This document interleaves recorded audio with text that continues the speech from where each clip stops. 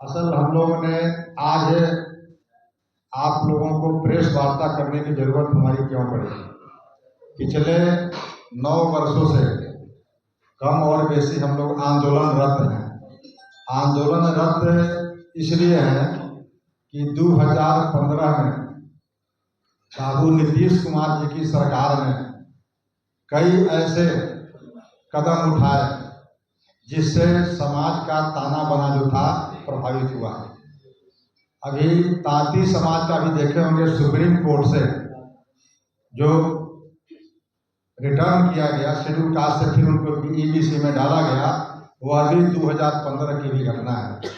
अपेक्षाकृत 3 संपन्न जातियों को मूल अति पिछड़ा में डाला गया, वो भी 2015 के नीतीश बाबू का ही ये सब करामात है। तो मेरा कहने का मतलब था कि हम लोगों ने यह तय किया है कि आगामी 3 और 4 मई 2025 को राजगीर का जो कन्वेंशन सेंटर है RICC का, इंटरनेशनल कन्वेंशन सेंटर, वहां पर 2 दिवसीय प्रशिक्षण शिविर का आयोजन का हम लोगों ने तय किया है। आज तक अति पिछड़ा समाज का इतने बड़े पैमाने पर लगभग बिहार के हर जिलों से 2000 प्रतिनिधि, चुने हुए प्रतिनिधि उस कार्यक्रम में शिरकत करेंगे 3 और 4 मई को राजगीर में।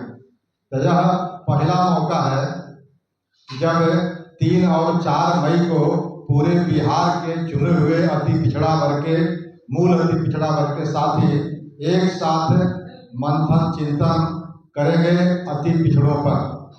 अब क्यों करेंगे? 2023 में जाने या अनजाने नीतीश बाबू ने और तेजस्वी जी ने मिल करके जातीय गणना कराई। उस जातीय गणना में जो आंकड़े आपके सामने आए, वह आंकड़े, हालांकि बहुत सारे जातियों को उस पर ऑब्जेक्शन भी है, मैं उसे डिबेट पर नहीं जाना चाहता, लेकिन जो आंकड़े अभी आए हैं उस आंकड़े को अगर देखा जाए तो उसमें सबसे बड़ा वर्ग 36.01 उस समय का, जबकि उस समय तांती समाज शेड्यूल कास्ट के श्रेणी में थे, लगभग 1.7%। अगर उसको हमें आज की तारीख में ईबीसी में आ गए हैं तो उसको अगर हम साथ जोड़े, अपने आबादी के साथ शेड्यूल कास्ट से वापस आ गए हैं तो लगभग 38% आबादी के साथ सबसे बड़ा वर्ग बिहार में अति पिछड़ा समाज है। दूसरे नंबर पर आता है पिछड़ा समाज। पिछड़ा वर्ग की आबादी लगभग 27% उस आंकड़े में दर्शाई गई है। और तीसरे हैं दलित वर्ग के लोग 19%, 18-19% के आसपास, 18.5-19%। और चौथा वर्ग है अल्पसंख्यक वर्ग। उसमें पिछड़े और अगर दोनों मुस्लिम को जोड़ेंगे तो उनका भी 16-17% के आसपास आबादी है। और 5वां वर्ग है सवर्ण, जिनका हिंदू के अगर सवर्ण जातियों की संख्या देखें तो 10.4 के आसपास है। मैं नहीं कह रहा, ये जाति गणना का जो आंकड़े 2023 2 अक्टूबर को प्रकाशित हुए उसकी बात मैं कर रहा, इसलिए कोई बुरा नहीं माने कि रामदली जी ने अपने से ये सबको तय कर दिया, ये मेरी बात नहीं है। मैं उस किताब के आंकड़े हैं जिसको सरकार ने ऑथेंटिकेट किया है, वो जिम्मेवारी ली है कि मैं सर्वे किया हूँ और सर्वे का रिजल्ट फलाफल ये है। तो उसमें सबसे बड़ा वर्ग है अति पिछड़ा, और सबसे ज्यादा हाशिए पर, चाहे वो राजनीतिक हो, सामाजिक हो, शैक्षणिक हो, आर्थिक हो, हर कसौटी पर जब उसको हम देखते हैं तो सबसे फिसड्डी वह अति पिछड़ा वर्ग के समाज है।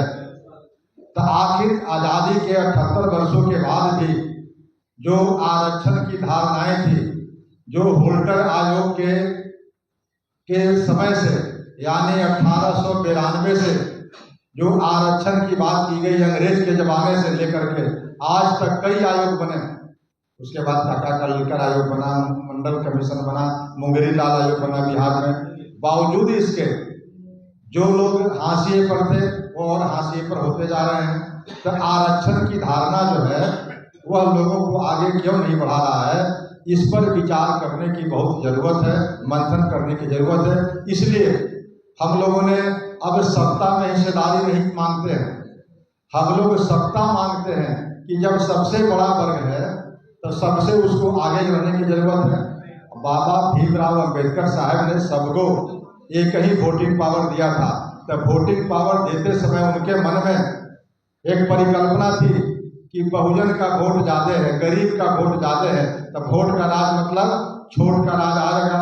लेकिन आज भी छोट जो है हाशिए पर है। तो इस पर विचार करने के लिए हम लोगों ने राजगीर में कन्वेंशन सेंटर में 2 दिन के लिए जुट रहे हैं। उसमें कई अंतर्राष्ट्रीय स्तर के और राष्ट्रीय स्तर के विद्वान उसको संबोधित करेंगे। कुछ JNU के हैं, कुछ जामिया मिलिया के हैं, कुछ दिल्ली यूनिवर्सिटी के हैं, कुछ पटना के भी नामी गिरामी नामचीन चेहरे हैं, जो हम तमाम लोगों को यह गूढ़ बताने का काम करेंगे कि आखिर क्या क्या वजह हैं जिसके वजह से हम आज मुख्य धारा में नहीं हैं। हमारा वोटिंग पावर है, हमारी संख्या है, लेकिन हम आज हाशिए पर हैं। और पहले तो मैं इसलिए बता दूं एक बात और, कि अभी 2015 से लेकर के हम लोग ने शुरू में कहा कि आंदोलनरत है, ये तो हो गई जनरल बात। लेकिन स्पेसिफिक बात क्या है कि 3 जातियां अपेक्षाकृत संपन्न जाति, जबकि उन 3 जातियों के बारे में उस समय के आयोग ने कहा था कि तेली समाज जो है आबादी में तीसरी बड़ी जाति है और अपेक्षाकृत शैक्षणिक आर्थिक रूप से संपन्न है। अब उसको पता नहीं किन कारणों से, मैं तो सिर्फ कहता हूँ कि राजनीतिक कारणों से, लेकिन सबको पता है संवैधानिक बात कि किसी भी जातियों का धारा 308 340 जो है उसके मुताबिक स्पष्ट व्याख्या दी गई है संविधान में कि किसी जातियों को डालने का या निकालने का आप आयोग बना करके उसको सर्वे करके निकाल सकते हैं या डाल सकते हैं। लेकिन यह वैधानिक नियमों का उल्लंघन करते हुए 2015 में यही नीतीश सरकार ने अपने राजनीतिक फायदे के लिए कुछ अपेक्षाकृत 3 संपन्न जाति, तेली, तमोली और दांगी जो जाति और संपन्न था, वो तो सवर्ण कैटेगरी के उसको हम लोग मानते हैं, इसलिए कुशवाहा से भी ऊपर श्रेणी उनकी है। उनमें विधवा विवाह नहीं होता था, पुनर्विवाह नहीं होता था और सारे के सारे वो लैंड ऑनर थे, वो लैंडलॉर्ड थे। तो वैसे जातियों को मूल अति पिछड़ा में पता नहीं नीतीश कुमार जी क्यों डाली, समझ में अभी तक हम लोग को नहीं आता है। 9 वर्षों से हम लोग न्यायालय का रास्ता अपनाए हुए हैं, अभी न्यायालय में भी मामला लंबित है। और दूसरा, हम लोग सड़क पर भी आंदोलन कर रहे हैं। उसके लिए कर्पूरी ग्राम से हम तमाम साथी देख रहे हैं जो बैठे हुए हैं, वे पदयात्रा किए थे हजारों की संख्या में कर्पूरी ग्राम से पटना तक। पटना में सम्मेलन हुआ था, लेकिन बावजूद इसके नीतीश सरकार पर जू नहीं लेगा। तो हम लोग तय किया है कि यह प्रशिक्षण शिविर के बाद भी एक बड़ा कार्यक्रम पटना की सड़कों पर करेंगे प्रशिक्षण शिविर होने के बाद, ताकि नीतीश सरकार को दिखा सके कि यह जो अति पिछड़े की ताकत है वह हाथ पर हाथ धरे बैठे नहीं रहेगी। अब अपने अधिकारों के लिए वोट का चोट से भी आपको दिखाने का काम करेगी। अब वोट बहुत नजदीक में है, 4-6 महीने के बाद चुनाव होने हैं। तो अंतिम जो विधानसभा का सत्र चलेगा उसमें हम लोग कोशिश करेंगे कि अपने 50,000 साथियों के साथ विधानसभा का घेराव भी करें। वह मेरा अंतिम होगा। उसके पहले बिहार के हर प्रखंडों में अति पिछड़ा आरक्षण बचाओ, मूल अति पिछड़ा आरक्षण बचाओ, नीतीश भगाओ नारा हम लोग लगाएंगे और उस नारा को अंतिम जो रूप होगा वह विधानसभा का घेराव में उसको हम लोग समाप्त करेंगे। यानी किसी भी कीमत पर, जैसे सुप्रीम कोर्ट से तांती समाज को निकाला गया, यह एक सर्वविदित रूल है कि शेड्यूल कास्ट के सूची में राज्य सरकार को डालने का निकालने का कोई अधिकार नहीं है। बावजूद इसके नीतीश की सरकार ने केंद्र सरकार को और पार्लियामेंट को, राष्ट्रपति को आंख में धूल झोंक करके तांती और ततमा समाज को शेड्यूल कास्ट में डाला। नतीजा क्या हुआ? बड़ी चोरबजारी करके नतीजा क्या हुआ कि सुप्रीम कोर्ट से फटकार लगी। सुप्रीम कोर्ट का जो डबल बेंच का निर्णय आया है वह नीतीश सरकार के लिए तमाचा है। आनंद फानन में उसको फिर एबीसी में डाला गया। लेकिन 9 वर्षों में जो 9 वर्ष 2015 से लेकर के 2024 तक जो 9 वर्षों में शेड्यूल कास्ट के सीट पर तांती समाज के जो आसीन हुए हैं नौकरी में या पंचायती राज व्यवस्था में या वगैरह वगैरह जहाँ भी, तब अब इनको पुनः शेड्यूल कास्ट के लोगों से भरना है, इतनी संख्या में वो खाली किए हैं। अब इसके लिए नीतीश कुमार जी ने एक नोटिफिकेशन की है, लेकिन नोटिफिकेशन बड़ा ही गोपनीय ढंग से उसको रखा है, सार्वजनिक नहीं होने दे रहा। उस नोटिफिकेशन में क्या बात है? उस नोटिफिकेशन में बात है कि जितने वैकेंसी तांती समाज के द्वारा भरे गए थे शेड्यूल कास्ट के बिहार पर, उतने वैकेंसी अति पिछड़ा वर्ग से कंपनसेट होगा आने वाले भविष्य में रिक्तियों से। तब सोच लीजिए कि जितनी रिक्तियां होगी अति पिछड़ा का, उसमें सिर्फ तांती कंपनसेट करेंगे। तो यह भी एक बहुत बड़ा अति पिछड़े समाज के लिए धोखा है। गलती करे कौन और भुगते कौन? तो इन सब बातों पर विस्तार से चर्चा करने के लिए हम लोगों ने राजगीर में 2 दिवसीय प्रशिक्षण शिविर रखा है। राजगीर में रखने का पीछे एक और कारण है कि पटना में भी हम लोग रख सकते थे, लेकिन पटना में जो लोग आते हैं वह गंभीर नहीं रह पाते हैं। उनका वो काम किनका वो काम, कोई वो पैरवी कोई वो पैरवी, तो अस्थिर नहीं रह पाते हैं। वहाँ तो एसी हॉल है, बंद हो जाएगा गर्मी के दिनों में, तो 6 घंटा 8 घंटा रह करके उसमें आराम से बहुत तन्मयता से और कंसंट्रेशन के साथ, फुल कंसंट्रेशन के साथ सुनेंगे, सीखेंगे। और ऐसे ऐसे प्रशिक्षण अगर 2-4 बार हुए तो यकीन मानिए निश्चित रूप से आने वाला समय जो होगा अति पिछड़ों को होगा। आज भी राजनीतिक दल कमोबेश यह समझने लगी है कि जिधर अति पिछड़ा झुकेगा उधर सरकार बनेगी, जिधर से अति पिछड़ा का मुंह बंद होगा उसकी सरकार हटेगी। लेकिन यह इतना ही काफी नहीं है, हम लोग को इससे आगे का अभियान है। आगे के अभियान में मैंने कहा कि सत्ता में हम भागीदारी नहीं मांगते हैं, हम भीख नहीं मांगते हैं। हमारी संख्या सबसे अधिक है। अगर हम जागरूक हो गए, हम प्रशिक्षित हो गए, तो हम अपनी सत्ता, अपनी सरकार खुद बनाएंगे। और हम लोग दलितों के साथ भी समन्वय है। जो स्थिति दलित की है वही स्थिति अति पिछड़ों की है। और भी कई मांगे हमारा पहले भी रहा है कि अत्याचार अति पिछड़े जातियों पर भी धड़ल्ले से होता है। तो हम लोग बिहार में यह भी मांग करते रहे, न सिर्फ तेली तमोली नाली को अलग करो। अलग करने का मतलब ये नहीं मैं कह रहा हूँ कि बिहार से इनको अलग कर दो। अलग करने का मेरा आशय है कि मेरा कोई या हम लोग का कोई व्यक्तिगत तेली समाज से, दानी समाज से व्यक्तिगत कोई झगड़ा नहीं है। हम लोग चाहते हैं कि उनकी जितनी संख्या है, इसी 18% में से, आरक्षण में से आप जितनी संख्या उससे थोड़ा ज्यादा ही उनको अलग वर्ग बना दिया जाए और उनको दे दीजिए, भाई अलग कर दीजिए। हमारा जो हक मार रहे हैं, हमारी जो हकमारी हो रही है, 9 वर्षों के कालखंड में लोगों ने देखा है कि जिला परिषद 38 जिले हैं, 38 जिला में से 8 जिला परिषद का अध्यक्ष का पद अति पिछड़े वर्ग के भाइयों के लिए आरक्षित है। लेकिन 8 में से यही 3 जातियां 7 पदों पर आसीन है। मात्र 1 पद सीतामढ़ी का मिला है जिनको मूल अति पिछड़ा से प्रभावित है। उसी तरह से 17 नगर निगम है। 17 नगर निगमों में से 3 पद मेयर का पद आरक्षित है अति पिछड़ा से, लेकिन तीनों पद पर एक अकेले तेली विराजमान है। और 3 ही नहीं, सामान्य का भी जो 4 सीट है उस पर तेलिया ने कुल 7 सीट लेकर के तेली सबसे आगे।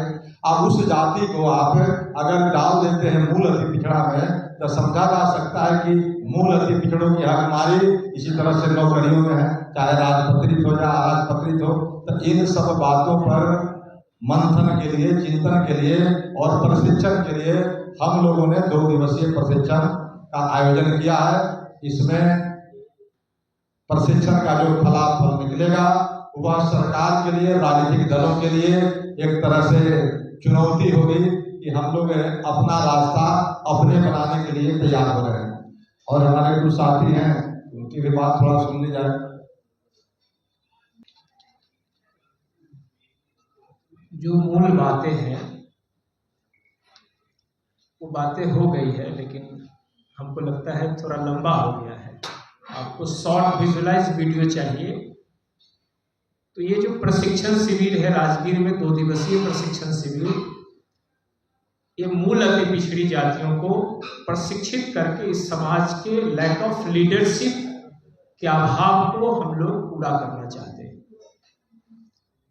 इस समाज की नेतृत्व विहीनता की वजह से कभी सामंतियों के पीछे ये समाज खड़ा था और कई दशक से 9 सामंतियों के बीच में ये के चंगुल में फंसा हुआ ये समाज, ये स्वतंत्र इसका नेतृत्व निर्माण नहीं हो पाया, जिसके वजह से क्योंकि इनके धरातल पर इनके लोग कैडर नहीं है।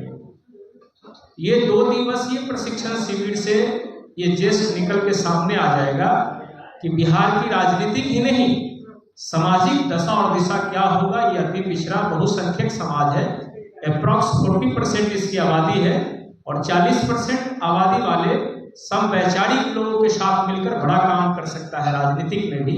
इसके लिए ये 2 दिवसीय प्रशिक्षण शिविर राजगीर में अति पिछड़ा आरक्षण बचाओ मोर्चा के national convener professor doctor Rambali Singh Chandravanshi ji के नेतृत्व में हम लोग कैंपेनिंग कर रहे हैं। पूरे कई ऑफशूट ऑर्गेनाइजेशन और संगठन के लोग भी ये काम हो इसके लिए अंदर ही अंदर लाइजनिंग करके तैयारी कर रहे हैं। अब तक 1000 लोगों का रजिस्ट्रेशन हो चुका है।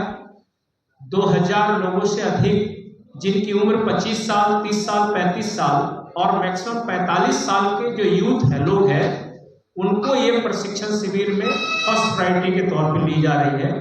ये ऐतिहासिक होगा ये प्रशिक्षण शिविर और इसके दूरगामी परिणाम होंगे।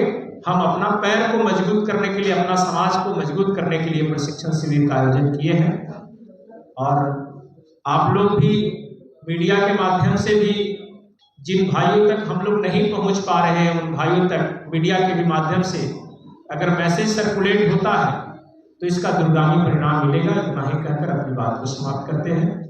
नीतू जी के बाद संक्षेप में लोगों में नमस्कार सभी साथियों को। जैसा कि अभी हम लोग ने और हमारे शीर्ष नेतृत्व ने बताया कि 2 दिवसीय राजगीर में प्रशिक्षण शिविर हो रहा है, जिसमें मूल अति पिछड़ा के समस्त साथियों को जो मूल 110 जाति हैं, उन्हें मूल जो कर्पूरी के वंशज हैं, उन्हें हम लोगों ने इस हॉल में बुला करके प्रशिक्षित करने का काम कर रहे हैं और हमारे यहाँ बहुत बड़े बड़े फैकल्टी हम लोगों को प्रशिक्षित करने के लिए आ रहे हैं और इसमें युवाओं की भागीदारी बहुत बड़ी होगी, साथ में महिलाओं की भी भागीदारी बहुत होगी, क्योंकि आप देख रहे हैं बहुत सारी पार्टियों में सामाजिक न्याय की बातचीत चल रही है और सामाजिक न्याय में सबसे बड़ा अगर न्याय अगर कर सकते हैं बिहार में कोई, तो ये मूल अति पिछड़ा पे होनी चाहिए। क्योंकि जिस तरह से 3 संपन्न जातियों को लाकर हमारे हक हुकूक पर प्रहार करने की कोशिश की गई है नीतीश सरकार में, उन्हें हमें करारा जवाब देना है और चुनाव का परिणाम में हम वोट बैंक बन के रह गए हैं। वोट बैंक से हमें उठ करके नेतृत्व लेना है, बिहार में अपनी भागीदारी को सुनिश्चित करना है। इसी प्रशिक्षण के माध्यम से हम एक 1500 के आसपास के सैनिक निकलेंगे। उस दिन 3 और 4 के बाद 5 से ये जो सेना तैयार होगी अति पिछड़ा की, ये समस्त पार्टी में हम लोग जहाँ जहाँ हैं उन्हें भी बल मिलेगा और जो पार्टी में जो लोग दिशाहीन राजनीति कर रहे हैं उन्हें भी इस प्रशिक्षण के माध्यम से बहुत बड़ा बल मिलने जा रहा है और एक बहुत बड़ी दिशा मिलेगी। और मुझे लगता है कि आगामी चुनाव में बहुत बड़ा फेरबदल होने की संभावना है। उस्मान भाई 1 मिनट। राजगीर में 2 दिवसीय कार्यशाला लगाया जा रहा है। ये आज़ादी के बाद से ये पहला कार्यशाला होगा जो आज़ादी के बाद से अति पिछड़ों को हाशिए पर रखा गया और ये अति पिछड़ा आरक्षण बचाओ संघर्ष मोर्चा ने ये तय कर ली है कि आगामी आने वाले चुनाव में हम अति पिछड़ों को जागरूक कर देंगे। हमारे हर प्रखंड के 2 नौजवान यहाँ आएंगे और प्रशिक्षण प्राप्त करके और अपनी भागीदारी में सुनिश्चित करेंगे।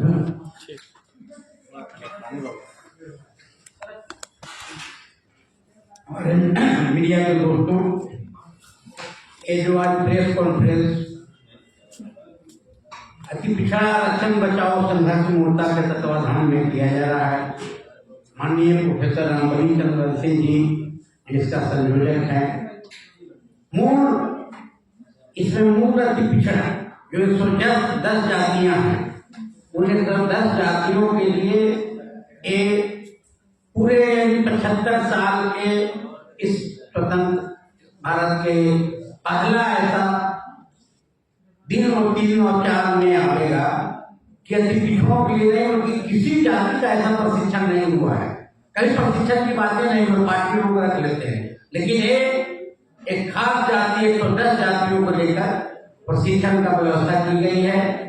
इसका मूल जो उद्देश्य हमारा है राजनीतिक भागीदारी और अति पिछड़ों को जो हर एक पार्टी के द्वारा मूल अति पिछड़ा को सताया जा रहा है, शोषण किया जा रहा है, उसके लिए मेन 1000 से 2000 हमारा सैनिक तैयार करने के लिए हमारे जो रामबली बाबू ने ठाना है उसको हम लोगों ने साथ देने का निभाए हैं, निभाते रहेंगे लगातार 15 से अभी तक और आगे भी करते रहेंगे।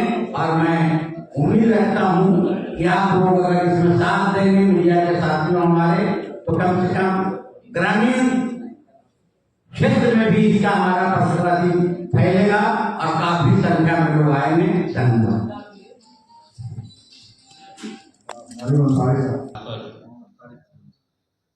और अत्यंत पिछड़ी जातियों का को गोलबंद करने के लिए हम लोगों ने जो 2 दिवसीय राजगीर में प्रशिक्षण शिविर रखा है, उसका मूल उद्देश्य है कि कैसे अत्यंत पिछड़ी जातियों को लोगों को गोलबंद किया जाए। आप जानते हैं कि हिंदुस्तान की आज़ादी के बाद लगातार मुसलमानों में जो है अत्यंत पिछड़ी जातियों का जो परसेंटेज था और जो भागीदारी होना चाहिए था वो नहीं हुआ, जो सर्चर कमेटी की रिपोर्ट में पूरी तरह से जो है ला दिया गया। अगर सर्चर कमेटी की रिपोर्ट को लागू कर दिया गया होता तो आज जो है पूरे अत्यंत पिछड़ी जाति का तो नहीं कर सकते, लेकिन मुसलमानों का जो है जो अत्यंत पिछड़ी जाति है उसका परसेंटेज बढ़ जाता। आप जानते हैं कि जब से लालू और नीतीश की सरकार बनी है तब से मुसलमानों में जो अत्यंत पिछड़ी जाति का जो रिप्रेजेंटेशन है वो घटता चला गया है और अत्यंत पिछड़ी जाति तो समाप्त हो गया है। आज के दिन में एक भी पसमानदा मुसलमान ना तो लोकसभा में है ना राज्यसभा में है, विधान परिषद में है भी या तो एक दो है और विधानसभा में भी है तो एक ही दो में रह गया है।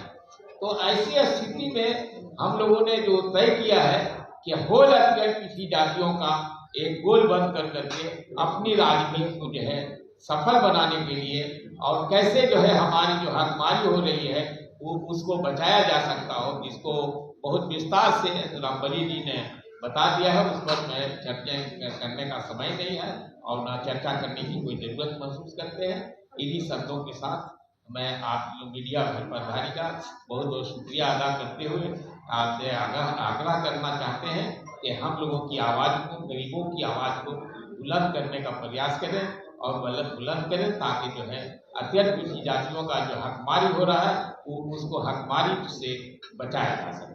जय हिंद, जय भारत, सलाम। पूजन ठाकुर जी हैं समस्तीपुर से। आज इस प्रेस वार्ता में जो तीसरा के अधिकार हकूक के लिए प्रशासन पर चर्चा चल रही है। सबसे पहले तो कर्पूरी ठाकुर जी 1978 में पिछड़ा वर्ग को 2 भागों में बांटे थे, जैसा कि राम ने बताया कि जो संपन्न जातियां थी उसे 2 कमजोर वर्गों का जो हक और उसका हिस्सा खा लेना था, इसको कर्पूरी ठाकुर जी ने इसको 2 भागों में बांटे थे 1978 में।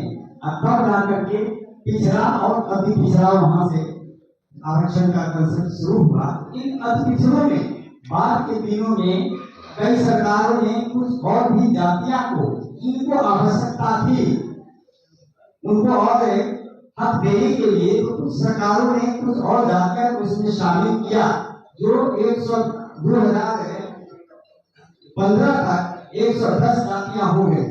फिर उसने 2015 में जैसा कि बताया रामदेव बाबू की राजग और नीतीश की सरकार ने 3 जातियां संपन्न जाति को शामिल कर दिया, जिसके चलते जो हकमानी हो रही है और इस हकमानी को लेकर हमारे जो मूल पिछड़ा के लोग हैं 111 जातियां तत्वा को लेकर के, तो ये सोया हुआ समाज है, ये जग नहीं रहा, ये इसकी हकमानी हो रही है।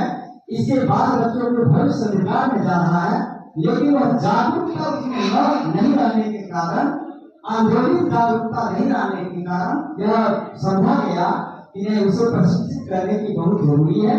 और राम परिवार अपने तन मन और धन से इस आंदोलन को चला रहे हैं 2015 से आगे भी प्रशिक्षण के लिए इन्होंने कटिबद्ध है और इन्होंने अपनी सारी कुर्बानी देकर कर भी दूसरों को जगाने के लिए कटिबद्ध है। तो यह जो प्रशिक्षण है वह एक दिशा और दूसरों के लिए दिशा तय करेगी और उस तय के आधार पर हम लोग आगे का आंदोलन काम करेंगे। तारिक अनवर साहब फिर से अपनी बात रखिए, अपील कर सकता हूँ। मैं मोहम्मद तारिक अनवर अंसारी सारे अति पिछड़ा से एक निवेदन करना चाहता हूँ कि जो जहाँ तक मेरी आवाज है बिहार के हर कोने तक वहाँ के लोग 3 और 4 तारीख को राजगीर आने का कोशिश करें, क्योंकि नौजवान को अब आगे आना पड़ेगा, अपना हक लेना है। अति पिछड़ा बन के भाई से कंधा मिला के एक साथ बिहार में जितनी बड़ी आबादी है अति पिछड़े का हक जो रामचंद्र सिंह जी उठा रहे हैं, अगर हम लोग उनको साथ नहीं देंगे तो ये आवाज जो सरकार 75 साल से दबाई हुई है वो आवाज दबती चली जाएगी। इसलिए हम लोग एक होके एक गार्जियन के रूप में इस आवाज को इस सरकार के काम तक पहुंचाने का कार्य करने का काम करेंगे। थैंक यू, धन्यवाद।